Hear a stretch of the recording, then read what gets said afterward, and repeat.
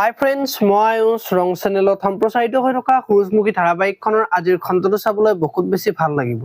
কিয়নো যোৱাটো খণ্ডত শেৱালিয়ে ভাত বনাওঁতে জলকীয়া বেছি হৈছিল আৰু তেতিয়া শুনে খাব নোৱাৰি উঠি যোৱাত পৰিয়াও ভাত নাখাই উঠি গৈছিল।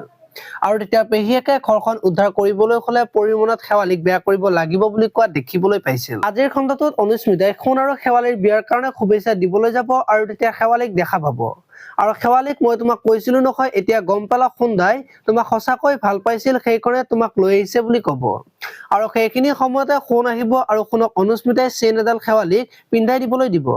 আৰু তেতিয়া সোণাই পিন্ধাই দিয়াত অনুস্মিতাৰ বেয়া লগা দেখিবলৈ পাব। এতিয়া বাৰু সোণে অনুস্মিতাক দেখাবলৈহে যে চেইনডাল পিন্ধাই দিছে সেই কথাটো গম পাব নেকি, দেখিবলৈ পাব আজিৰ খণ্ডত। এইফালে আকৌ সোণে আজি শেৱালিৰ আগত মই তোমাক চেইনডাল বাধ্যত পৰিহে পিন্ধাই দিছো, গতিকে তুমি ভাল পাই পিন্ধাই দিয়া বুলি নাভাবিবা বুলি কব।